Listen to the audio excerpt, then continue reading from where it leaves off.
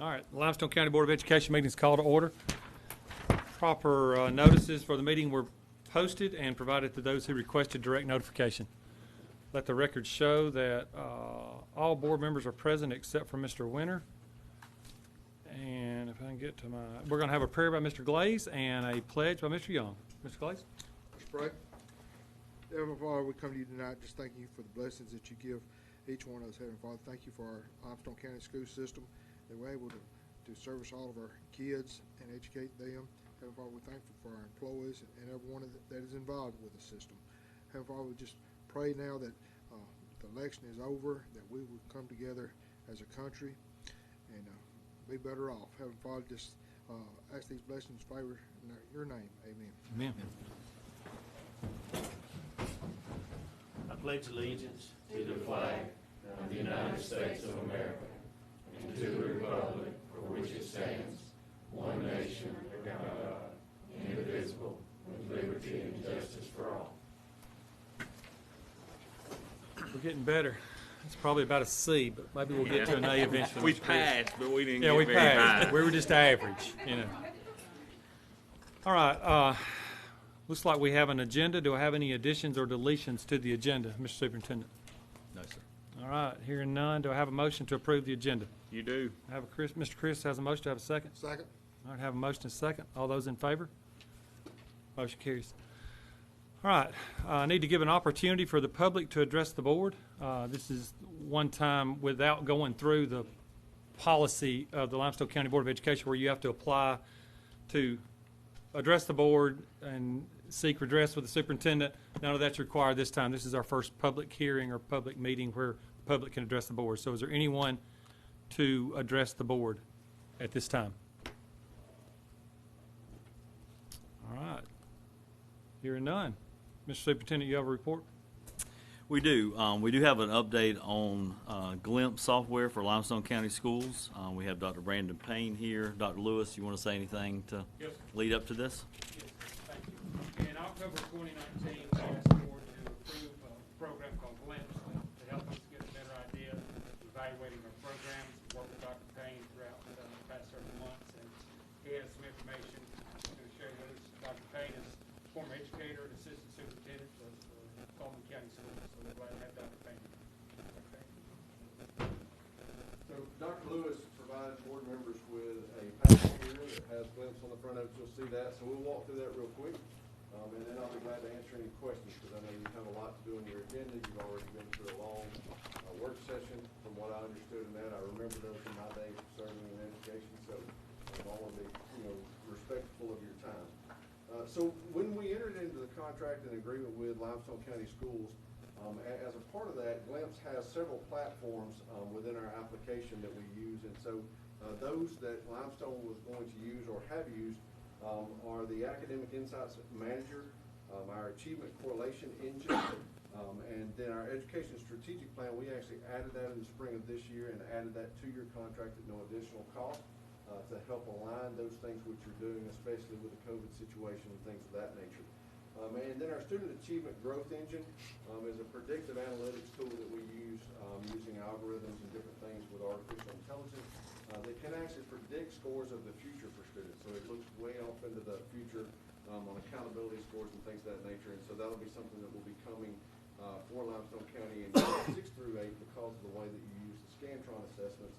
We'll do it for those specifically. We're working on a model that will use it for STAR assessments for 3 through 5.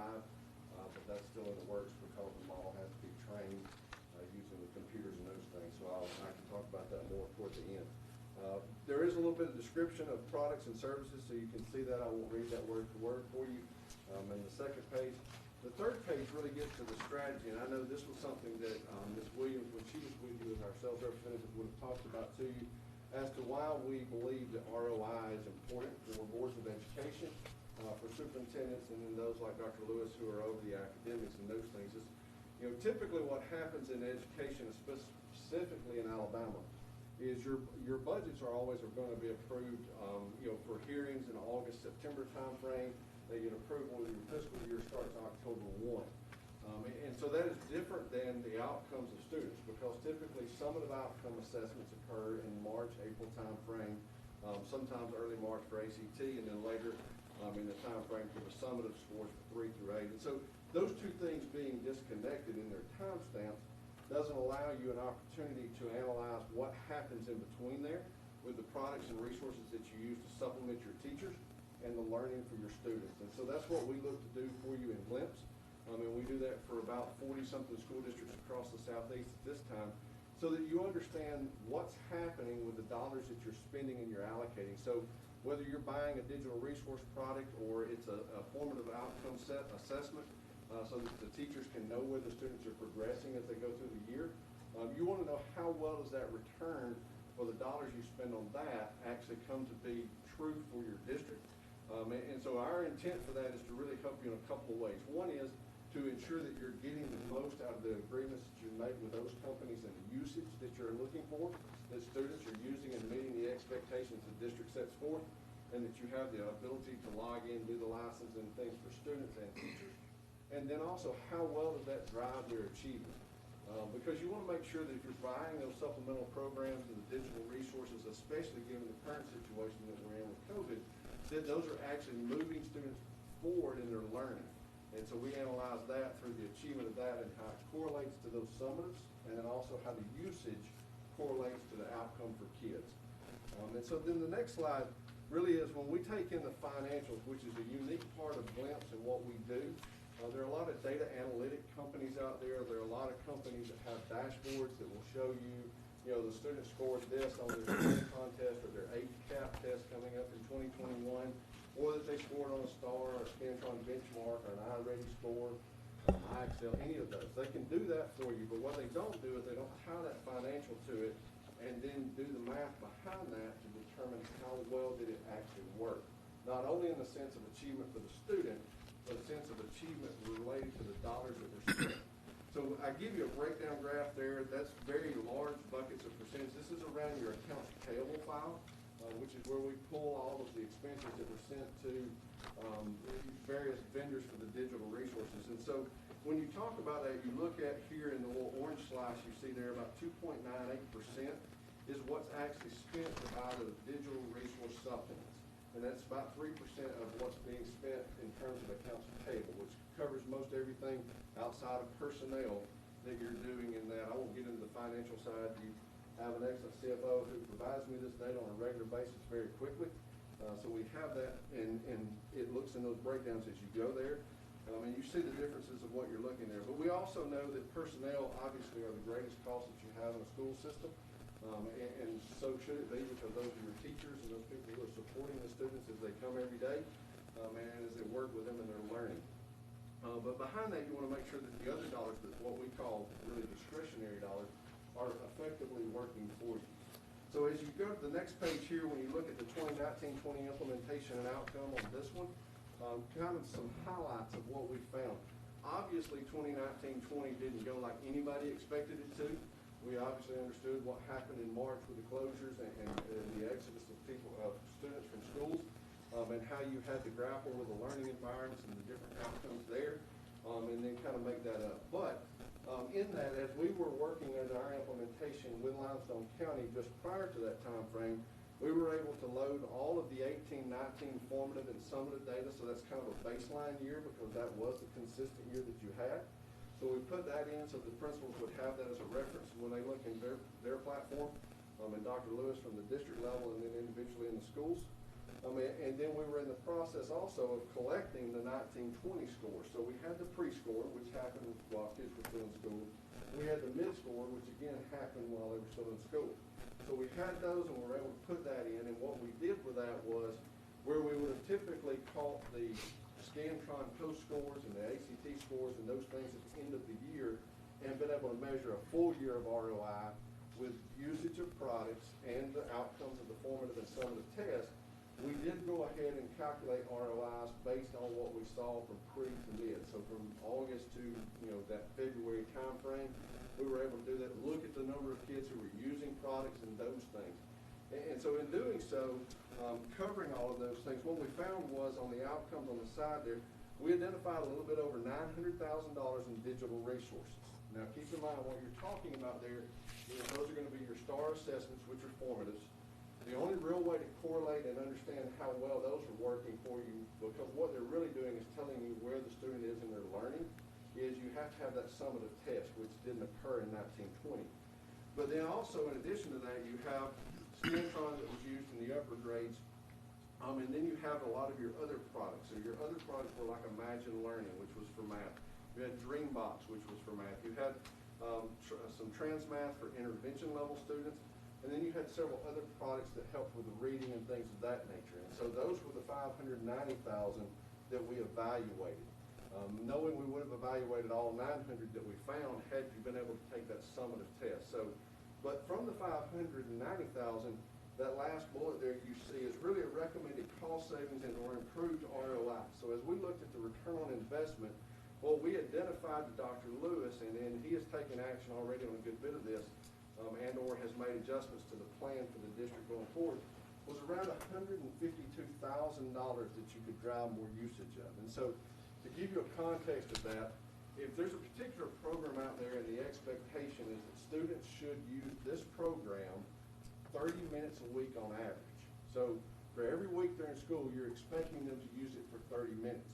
The program itself will tell you that that's probably a minimal effective dosage, meaning that if they do that much, they'll gain score, they'll gain credit, they'll gain learning. And so what we do is we look at it from the standpoint of how many kids were at 30 minutes or greater on average every week that they were in school. And then we look at how many kids fell between 15 minutes and 29 minutes, because those are kind of partial kids.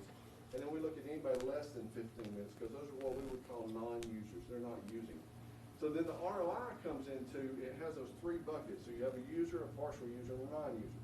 And then it's measured against how well did they perform on a formative assessment or a summative assessment. And then you look at the dollar amount to that. So when you put all of that together, you're able to determine the effectiveness rate of a program. There are a lot of factors that go into that, from anything from scheduling to absences to other variety of factors there that you see. So what you really want to look for are the trends of the analysis, meaning, how well did the group of kids that were classified as users actually perform? And did by chance partial users outperform them or non-users? Because it could very well be that there's something else in your programs that are driving that achievement level up.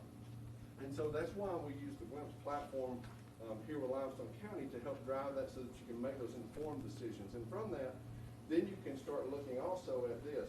When you have multiple products that you're using for the same thing, so if you have more than, say, 3 or 4 math products or 3 or 4 reading products, digital products that students are logging into, some of those can be even free ones that are found online, but they can be the paid ones as well. And so what happens there is the focus of the kids gets distributed, meaning that if I'm a student in the classroom and my teacher has 3 products, then I'm logging into all 3. Maybe I'm not getting any of them at that minimally effective dosage. And so really what you want to look for in ROI in that regard is which one did the best and where would we want to put our students the most? Because we obviously want our kids to be where the most impact is going to occur. Where's the greatest learning growth going to happen? And so in doing that, we were able to find, as I said there, about $152,000. And the other side of that is sometimes you find that a program was just not effective. It didn't work in your environment. It didn't work in your school or your classroom. And therefore, you don't need to spend money on it anymore. Not anything, it could be any particular program. And I've seen it be a variety of ones in school districts. I've seen it be great in one school district and not in another one. And it's, all the factors that come into play. But in Limestone County, you want to make sure that you're using the ones that have the greatest impact and that you're eliminating the rest of them so that you're focusing the resources that you're spending on. So as we move forward, the next one tells you there's platform samples and analysis. And so the next 3 pages really are just some charts that you see from the dashboards that Dr. Lewis, his team, and the principals have access to. So the first one is like around DreamBox, kind of showing you some of those breakdowns where they get that. And I've given you, in the orange box, you see the interpretation of what the principal or Dr. Lewis and his team would see in the graph there where the donut graphs are going, and you see the percentages. And so we kind of talk about, this is when we trained your principals, and we did that virtually with them at the beginning of the closure, and then we did it again later on in more of a face-to-face setting where we worked with them. And then we worked with some individually after that so that we can work with them, and then Dr. Lewis and his team as well to walk through that analysis. So you have the DreamBox one. I have a question right there. Sure, yeah. This DreamBox thing, is this just one school using this? Because was it just one school that was using it? Because So, there's not any kids, I mean. No, right, that's the not- example that you see here is drilled into one school as a usage group, yes. Okay. Yeah, so that, and that's why I don't identify it, but it would be, Dr. Lewis, how many of your schools were using Dreambox? I'm sorry, I can't recall it right off the top. We had several schools use it last year, that was part of our title program. We had six. Six, yeah, so what you see there in the picture, though, was just an example of one usage report for them. Okay. So it could be, and really, and I'm sorry, I can put my glasses on to see the numbers, they're very, was it like 14? That's probably at a grade level in one school, so that's just a grade level example. I wanted to show you, in other words, here's the thing, we could pull it up and log into it and we could see it live, but the problem with that is in a public meeting that we have student data in there, and I don't want to, throw out a student thing in there. So that's why you're seeing a clip here of it, as it is that way.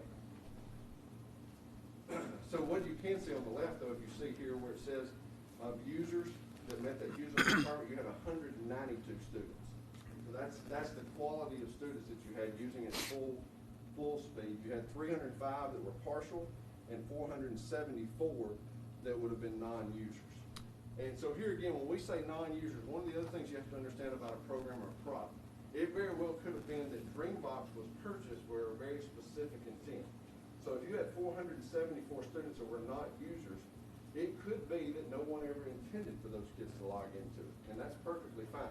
But what we do is we represent it so that they see when they log into the platform, not only the number, but they see the names. So they can identify, well, would I have expected of this 474, would I have expected 200 of those kids to actually have been users? And if I did, then I know about my implementation. I know something was wrong in the implementation and I go fix that. If I didn't, then we obviously wouldn't want to buy the licenses for those kids again. I got a question. Sure. Do we set the minimum requirement of time on task that we determine is a useful time, or do you do that? So it's one of two things. Either the product does it, and Limestone County wants that product's recommendation. So in this case of Dreambox, Dreambox will tell you every kid should use it 40 minutes a week to be minimally effective dosing. Now, we will take Dreambox's recommendation that we don't set it ourselves, or if Dr. Lewis or someone on his team or the school says, well, based on our school schedule, my kids can only get 25 minutes a week, then we'll set it at 25. So that's a But that's flexibility. manipulating the data. If Dreambox is a product that says they'll do this based on this amount of time, we go in and change the time, then there's no way we can get maximum capacity out of Dreambox because we've changed the number of minutes If you that a change student your will. expectation. Sure, and in your case, you didn't. We used the minimally effective dosage of each of the products. Is that correct? That's right. So I don't All right, think you good. told me to change any of them. Okay, good. I don't All recall right. it. Yeah, I do have some. I understand why, but it just would make me, it'd be hard to evaluate my return on investment if I manipulate the time down when the company says it should be this to get the maximum benefit, then Exactly. it's not. Yeah, that's to say, yeah, and unfortunately, it does happen. There are some school districts that say, well, we know they tell us we should use it 45 minutes a week, but we only have 30 and we still want to buy it. And they're hoping that the 30 helps them, and Okay. that's their prerogative, but that's what we do in that. So we go with the MED on it, but if they tell us different, we can do that. Okay. So the next two are very similar. You have Imagine Learning, and then you have TransMath.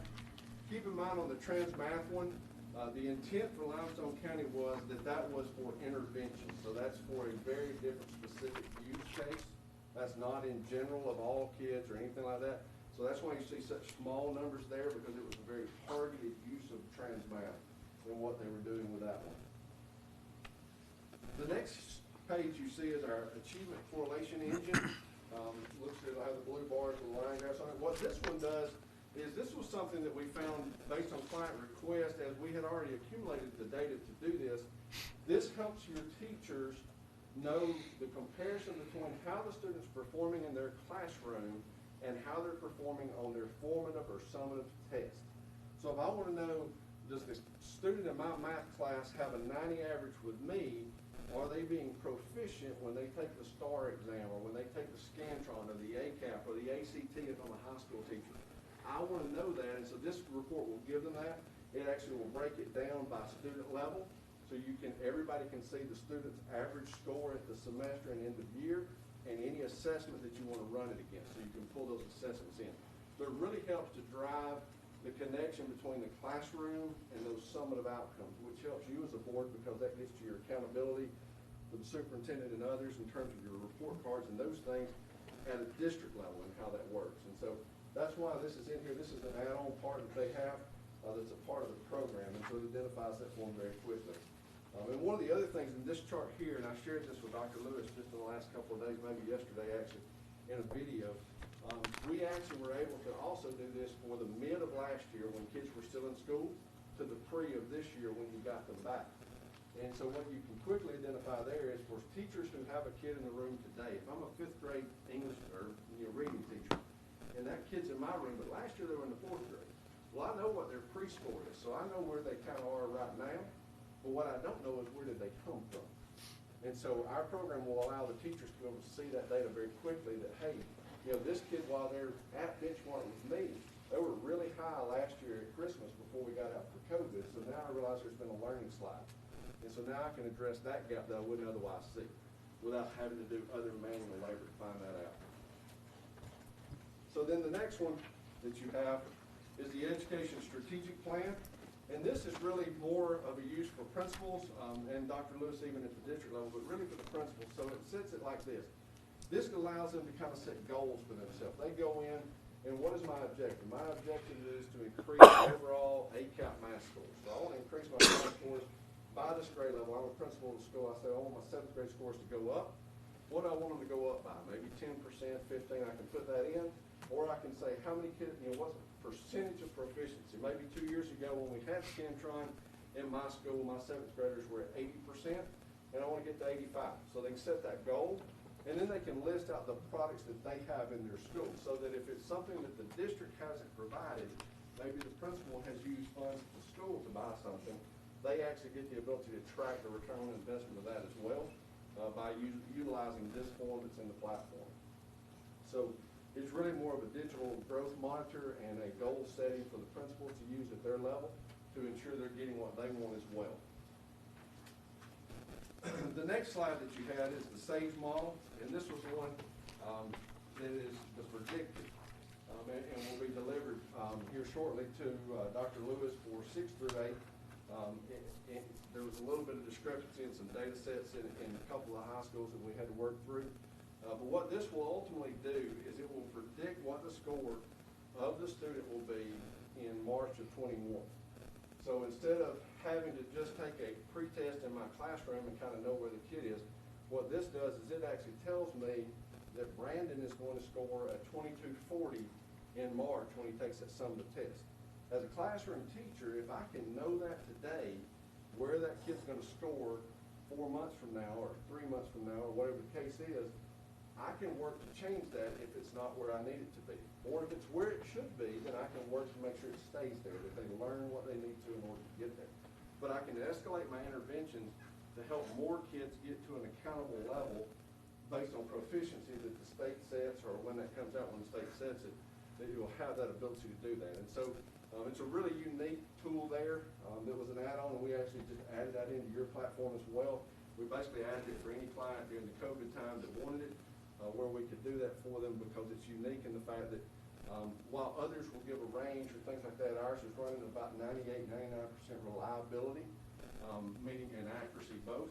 So you get a very precise score in what happens for those kids. So we're hoping that that will be of a great use to everybody as they use that one coming up. So then the last one I give you is just kind of a summary of the outcomes and recommendations that we found through last year as we did with the limited implementation, given the fact that the summer didn't occur with COVID. But what you find is there, underperforming programs accounted for about $120,000 in math, about $24,000 in test prep, which would be for a variety of tests, whether those were the accountabilities or the ACTs, any of those. And then about $7,700 in the reading support programs. Alignment of the resources is largely decentralized and contingent upon individual school choice. And so here's the thing you can think about in that one. As the district makes a decision to buy something, the implementation of that something that is purchased is really on the principal of the school or on the academic leader of the school. And so, and especially, and I can speak to this from being in Coleman County myself, being very similar to you as far as size and scope. When you have that many schools, it's very hard to keep that going, because you may have one principal at one school who is very dedicated to that program and uses it, and another one who is not so much. And so that control of that matters, and so what Glimpse gives you is incremental opportunities to see where that implementation is going well, or it's going as you planned it, and then to make adjustments where needed. So you can do professional development, you can do coaching, you can do expectation setting, you can come in and set the implementation plan again, making sure that you're getting what you need in that, and that part. And then obviously I put the claim in there about the COVID-19 with the closures, reduce the overall evaluation through the removal of state testing. And so I understand they're gonna have that this year one way or the other. So that component will be added back in for sure. Let me interrupt and ask you a question. What concessions, accommodations did your company make for us because you did lose 3 months of data? I mean, you didn't give us the product or the services that we had paid for up front. You couldn't have because we let school out. So Right. what has happened or what did happen to So- give us our money's worth, I guess I'm trying to. So the thing we did in that was, as I said, we added in the ESP, the strategic planning component for the system as far as the principles and the goals they can set. And then we added in the SAGE predictive part. So you have both of those, and then we identified the $152,000 in savings because we retrofitted that back to your formative. So in terms of what you gain from us, your return on investment from Glimpse was right around 5.2x, meaning that for what you spent for us, you know, in just identified growth savings there, we identified a little over 5 times that value too. Okay, good. Thank you. So, and you'll see here when it comes up in the next piece there where we're talking about that from, you know, a couple of other things. We strategically deploy a single mass support program for all students, meaning across the board. Now, there's still an intervention program for those that need that deeper level, but you have that one, and then you have using that transmath for the intervention would be the next piece there. And then eliminated expenditures of about $71,000 by strategically deploying the math solutions and removing non-value added programs. And then also acquiring Imagine Learning for free for 2021. So you have that component as well, which was helping in your math. And then reducing the Voyager Sophus, which was part of the math that you had with Algebra Live, and the transmath component was reduced down to the intervention there. That was purchasing based off 1920 was about 49,000, and that was already completed before the new fiscal year started. So you've realized some gain there already in this year as well. And so we've already started this year, as I said, where we've collected the pre-test data and been able to put that in and show the decline between the two, or the growth between the two from last year to this year as far as pre, so the students have access to that. And then we'll be looking to collect your mid-scores here in December, January timeframe when the students take those, so that we can start looking more toward what will happen with that state summative test when it comes up. So, other questions? I know some of you asked them along the way. Somebody might have another one. If you wanted to, I'll be glad to answer. I guess I've got a question maybe for more Dr. Lewis than you is, you know, it looks as if this software produces a lot of information for a lot of people. So we're adding to our responsibilities of the people. I know it's part of our responsibility being educators, but are teachers actually utilizing this as looking at individual students, or is it just kind of a bum year since of all the COVID? I mean, I guess what I'm getting at, or even since we're live, you know, even if on the classroom level, if there's teachers out there utilizing any data that's in this, I'd like to personally hear from them to see if we are getting our money's worth from the broom sweepers, not just, you know, from the central office standpoint. Because it looks like to me that if the teacher wants to take that time out, they can research a student, maybe not this year, but possibly 3 years from now, once we have more data in. But I guess maybe that's a long question, but I'm sorry. But Right now, teachers really are not using this data. And we haven't been able to fully implement Glimpse the way we intended to because of the challenges we've been faced with. But it does provide the district office and principals with a lot of good data where they can look at the classroom level and identify the students who are not benchmarking or not experiencing the growth. In a video that Dr. Payne shared with me, and we shared with the principals this afternoon, we know based on the midpoint from last year, last January, to the pretest this year, we can see those students that really declined because they did not receive the normal instruction that they normally would have gotten in the spring. So as a principal, I'm going to look at those students, and I'm going to talk to my teachers in data meetings.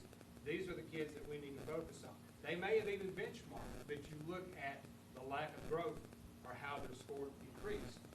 And we need to make sure they have what they need in getting ready for the ACAP in spring. We don't have a baseline right now. Until we administer ACAP, and I'm not sure about the accountability piece, but we have to have test data.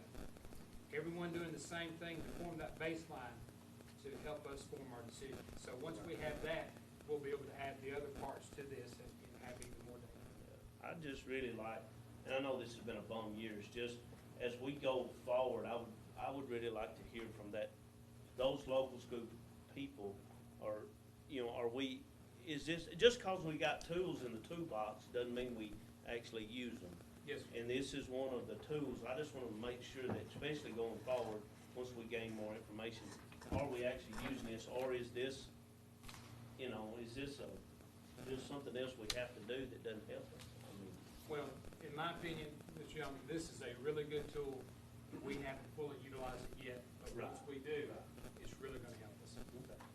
One of the things, Ned, too, and I'll add this to that component of that, is what we look to do, and I can say this having been a former principal and then assistant superintendent and those things, is we want to use, because we take raw data, we want to do the analysis and the reports for your principals, for your instructional coaches. So and the realistic of that is, and like where you see the donuts, where it's red and green, I can click on the red and it will give me a list of the kids immediately with those scores. So as a principal, what I would do is I would click that, I can print that, and I can walk it up to the teacher and I say, here, this is something that you might not know. You might not know that this kid had a higher score last year than they do right now, even though they're doing well in your class and they have a proficient score, they're at benchmark. You want to know this.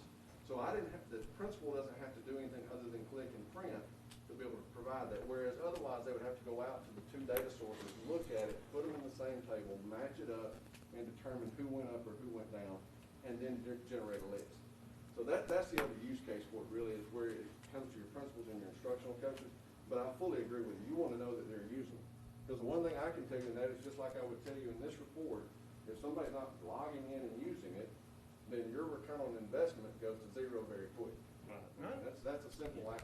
And not necessarily just using it, is it useful for them to use Right, it? absolutely. And I want to add, Dr. Lewis, I want to make sure I understand. I appreciate what Mr. Young said about the teachers, but I guess having been in the classroom as an instructor, I would not want to have to log in and gather this data. I want somebody telling me, hey, here's some areas of weakness, like the principal or instructional coach, and then I can focus on teaching and creating better lessons once somebody has identified that, wow, we've identified this area of math that's weak or whatever, because the teachers are already doing so much. I don't want them, and I don't think that's our intent. I guess that's what I'm asking the question. That's not our intent, right? But we got to make sure our principals and instructional coaches that they view it as good data. They're using it or will use it. I know it's not as effective as it will be. I don't think so.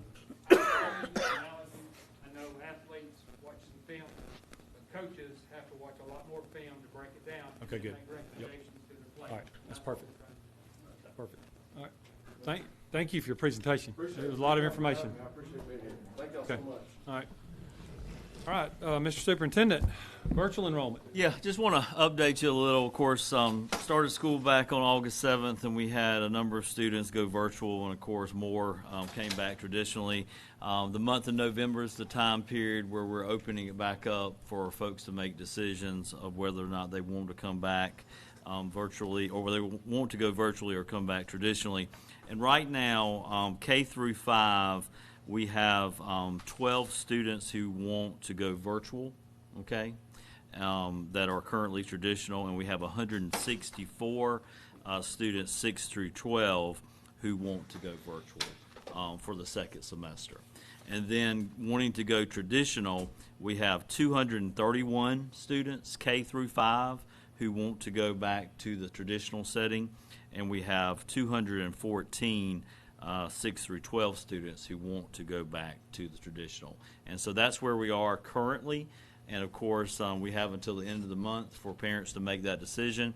If you look on our website, it pops up about information about the application and so forth. So we're trying to make sure we get the word out so folks can make an educated decision. But just based on this, looks like, a large percentage of our elementary kids are coming back. And then high school, we do have additional high school students going out, but we've got a similar number coming back to traditional at this point. Okay, good. Any questions regarding our virtual enrollment, board members? All right. Thank you. Yes, sir. All right, gentlemen, I've got a consent agenda. Do I have a motion to approve the consent agenda? Mr. Chairman, I need to abstain from A1. All right, abstain from A1. Any other abstentions? All right, hearing none, can I get a motion for the consent agenda? Motion. Mr. Shoulders offers a motion. Do I have a second? I'll second. Mr. Hilliard offers a second. Any discussion? All right, hearing none, all those in favor? All right, motion carries. All right, item 7 is discussion and approval of personnel action. Do I have a motion to approve item 7? I'll offer motion. All right, I have a motion. Do I have a second? I'll second. I have a second. Mr. Glaze offers a motion. Mr. Shoulders offers a second. Do I have any discussion? All right, hearing none, all those in favor? All right, item 7 carries. Item 8. Excuse,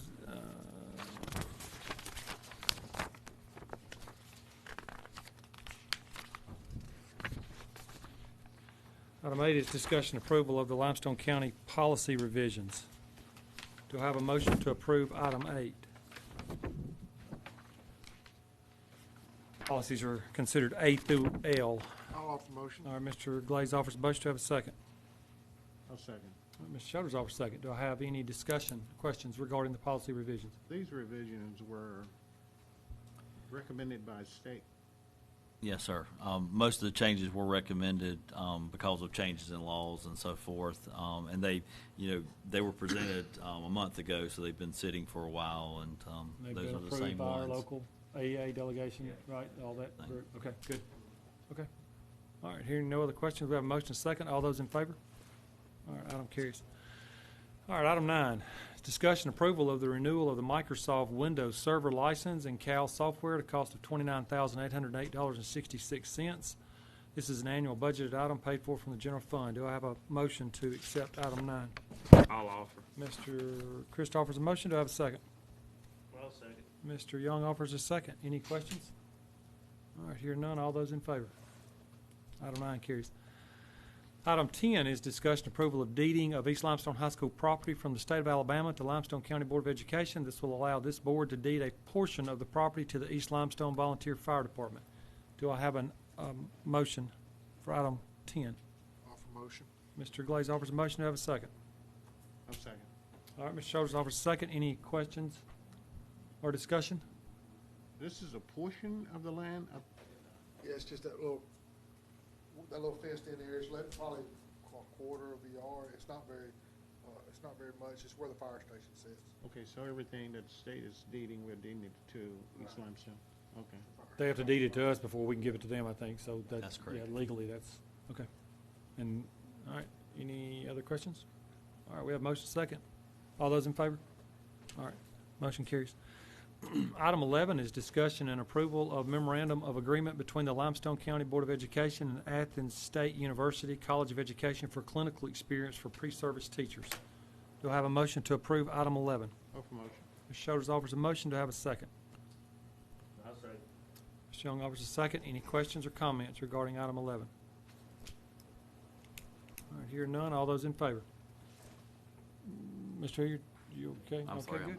Motion carries. Item 12 is discussion and approval of the early release of payroll checks for December 2020. Release date would be December the 22nd, 2020. Do I have a motion to approve item 12? I'll make a motion. Mr. Hilliard makes a motion. Do I have a second? I'll second the motion. Any questions or discussion? Ms. Hubbard, this is something that we did do for a long time, and then we stopped doing for a brief period of time. Is that correct? And now we're back. Before my time, before I came in. Right. So we haven't done it since I've been here. Okay. But we can do it this year because we're doing the, one-time checks, the 11, and then we're gonna do payroll this year. What is the monetary cost to the district by giving the checks early? Just a little bit of interest of the money that would sit there for another week or two? Is that, or is there no cost at all? We don't know cost. But we Okay, can use all right, good. All right, no other questions or comments? We have motion second. All those in favor? All right, motion carries. Item 13 is discussion approval of the 2020-2021 mathematics textbook committees. Do I have a motion to approve item 13? Offer motion. Mr. Shoulders offers a motion. To have a second? I'll say. Mr. Young offers a second. Any questions or comments? All right, hearing none. All those in favor? Motion carries. Item 14 is renewal of the Next Gen Document Service and Maintenance and Support Contract of a cost of $48,684.73. It's an annual budgeted item. Do I have a motion to approve item 14? I'll make a motion. Mr. Hilliard makes a motion. Do I have a second? A second. Mr. Chris offers a second. Any questions or comments? All right, hearing none. All those in favor? All right, motion carries. Item 15 is nominations for and election for board chairman for 2020-2021. The floor is, well, I guess, yeah, we'll open the floor for nominations for a board chairman for next year. I'll nominate Mr. Hilliard. All right, Mr. Hilliard gets a nomination. I move Make a that motion, we nomination close. be closed on the one name. Yes, sir, I'll second that. That was quick. All right, good. So we've got one nomination. I don't know how this vote will go, but we'll see. It's going to be bad if you lose, I'm just telling you. Have a motion to second. All those in favor? All right, motion. You cannot vote. We'll recount later. All right, Mr. Hilliard will be our board chairman for next year. Now we have item 16 is nominations for and election of the board vice chairman for 2020-2021. Floor is open for nominations. Mr. Chris. All right, Mr. Shoulders nominates Mr. Chris. I'll make a motion to stop those nominations. Can we get a second? Second? Thank you.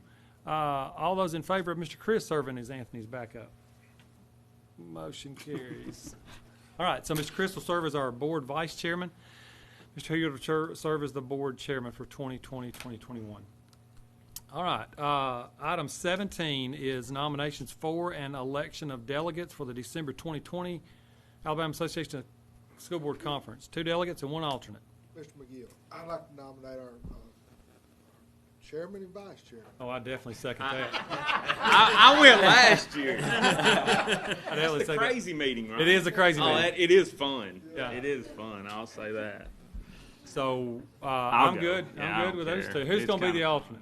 I'll be the alternate. Mr. Shoulders, you're such a good man. Yeah. All right, good job. So we've got our 2 delegates will be Mr. Hilliard, Mr. Chris. Mr. Shoulders will serve as our alternate, which he hopes he didn't have to exercise that duty. I'm feeling sick. Yeah, and So so feeling a little down. I'm gonna let you know. we don't have to vote on that. It's done. No, it's- All right, that's it. This is my last. Special meeting, 6 o'clock on Monday. Okay, yeah, okay. We got a special call board meeting on November the 16th. I think that's right, at 6 p.m.